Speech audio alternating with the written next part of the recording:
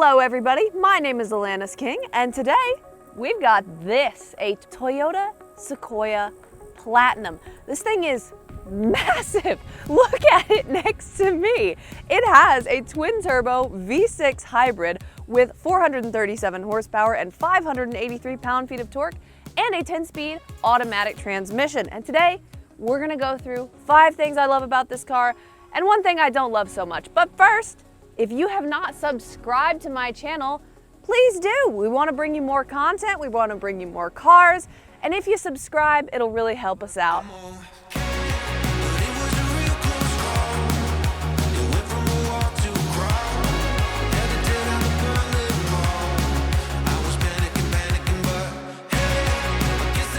The first thing I really like about this car is the size. Now you could take size as a positive or a negative, right? You could argue that a big vehicle is difficult to park, it's difficult to maneuver, it's difficult to see over the front of, right? There are negatives of having such a large vehicle, but look at these 20-inch wheels. They look even bigger than 20 inches. Look at this mirror that I can hide my face completely behind.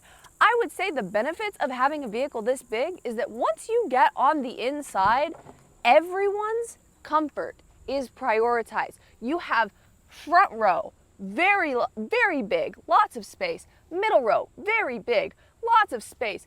Everyone has headroom and leg room and all kinds of room in this vehicle. The only place you really sacrifice size is if you have the 3rd row up in the Sequoia.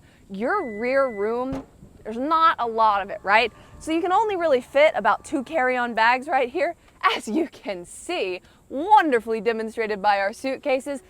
Not a ton of room back here with the 3rd row up, but push that 3rd row down, you've got a lot more.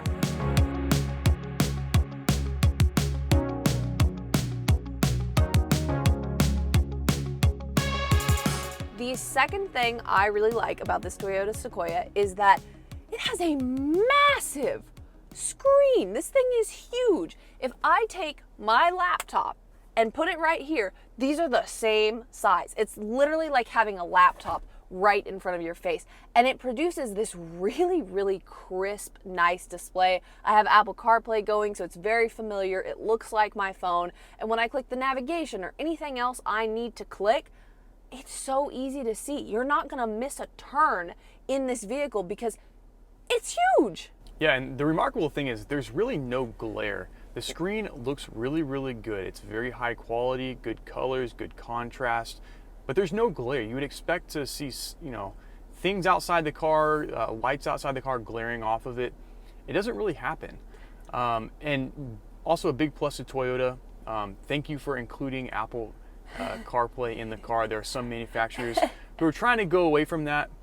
Consumers love that, and you love to see it in the car. Consumers absolutely love CarPlay. You're right, and some manufacturers just really want to push their own infotainment UI, and you're like, no, you want it to look like the thing you always use. And this looks like the thing I always use, but also a cooler version of it. You're right about the contrast. This is a beautiful screen. It's very nice and clear. I like it a lot. Yeah, and I think another big plus is a lot of manufacturers have screens that look like they're bolted on or they're sticking out of the dash. This one is nicely integrated right above the climate control buttons, and it kind of fits in. Absolutely does, and it looks great. I would argue that this screen looks better than my MacBook screen.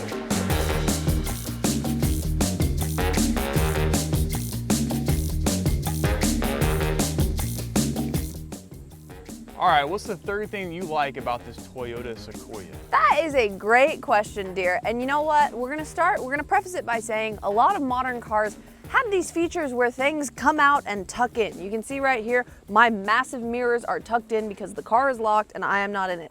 Another thing we have is we have a little step that comes out, right? So I unlock the car and I go to open it. Oh, look at how nice that is. And as soon as I get in and I lock the car, this tucks back under, right? I really like this. I had a friend who was getting in the car and did not know that this step board was coming out, and it hit him in the shin, which is really funny. But I think if you get used to it, you kind of start to appreciate that, like, okay, I'm walking out of my car and my car is going into sleep mode. we're done for now. And it tucks up there nicely. It doesn't protrude out the side. You don't even notice it whenever the car is off and you're not using the steps. You totally don't notice it, and I also think it adds to the lines of this car. Like, I think this car has a lot of nice black features and lines that run along it, and if you had this step board out all the time, it would be a little distracting to the shape of the vehicle. Because it tucks up, it's pretty nice. And also, if you don't even like the step board, you don't want that, you don't like, you don't think you need it, you can turn it off. There's a switch on the inside to enable or disable it. We like having choices.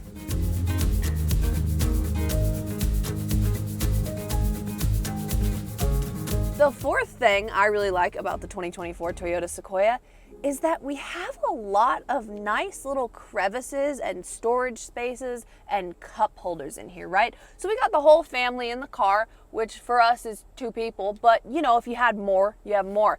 We have 2 cup holders in the front, 2 cup holders in between the front and the middle, 2 cup holders right here. We got cup holders in the doors. We got cup holders everywhere. And as someone who likes a lot of water and a lot of drink options, you can have every drink option you could ever imagine in this vehicle. You also have all this space to put stuff. You have all the boxes and the glove compartments and everything like that. And it's just, you can hide your stuff away when you don't want people to see it. And you can also have all of your drinks out. And I think that's really lovely. I also love in this car the very large panoramic sunroof that you just hit this one button here and you can kind of see it open up. And I'm in the second row, and this makes me feel just like a lot lighter and a lot airier. And I mean, look at the light in here. It's just a nice experience. Yeah, and they say that, you know, more light makes spaces feel larger. This space was already large with the panoramic sunroof closed, and it feels even larger now. Which is absurd.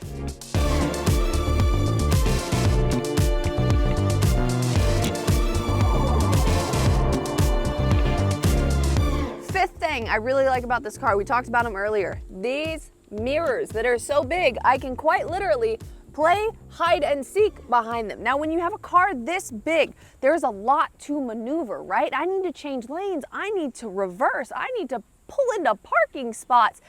I need to make sure I don't have any blind spots, because when you have a vehicle this big, you need to be responsible. This takes away really all potential to have blind spots because these mirrors are so big. You feel really, really confident when you look into them and you can see everything that's behind you. Yeah, so the combination of the mirrors plus the number of cameras on this car make it easier to maneuver this around tight spaces. It is still a very large vehicle. But the way that these mirrors protrude away from the car, it makes it easier to see around a trailer or a load that you're pulling behind this very large truck. Absolutely. If we're gonna be big, we gotta be safe, and these help us do that. And I also love that it's kind of like two dual elements here. You have the top section that is kind of like your zoomed in view, and then you have the bottom section that's like your ultra wide view. So you can have 2 different views in one mirror. You can see everything.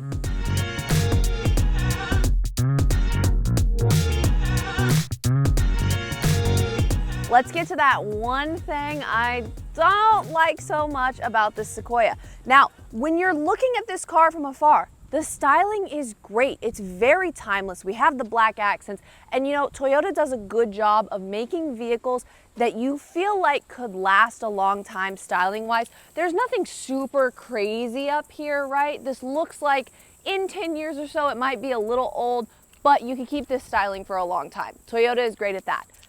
Then we get to the materials and the finishes. In some cases, they're just not quite what I would expect for an $80,000 vehicle.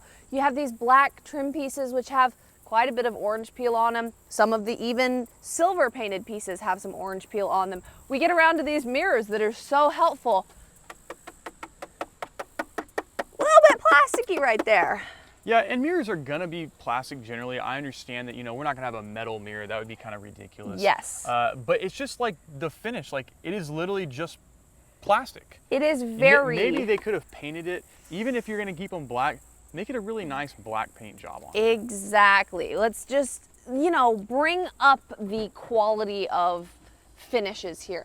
Then you get inside, and some of the finishes in here are pretty plasticky. You mess with the glove box, it feels plasticky. This is plasticky. And just look at the switches on the doors. Like, these are, they leave a lot to be desired, I think. They do, and I like this car. I think it looks good. I think the styling is good. The problem is when you start tapping on things, you're kind of like, that could have been better. And if you would have changed a few of the materials in here, it would have done wonders for making this feel like very luxurious and very nice. And sure, that's gonna cost more money, but sometimes you have to consider that maybe it's worth the money for a little bit higher quality material. Yeah, and I mean, simple things like the mirrors, not painting those, just leaving them an unfinished plastic. That's not a huge amount of money just to paint it. Also, big props to Toyota for not using very much piano black. Yeah. But then they ended up using piano black when they almost didn't. Yeah. There is some right here, but the rest of it, no piano black. So props there. Automakers these days, modern days, are obsessed with piano black. And I think they're like this because in the showroom, if you dust it off and it looks perfect all the time, it's beautiful. Piano black looks great. And then you buy the car and you drive it off the lot, and about 10 hours later, it is covered in dust and grime and whatever is coming off of your skin and hair and everything. Not good. There's not a lot of piano black in here. That is fantastic. But some of the other materials leave a little bit to be desired.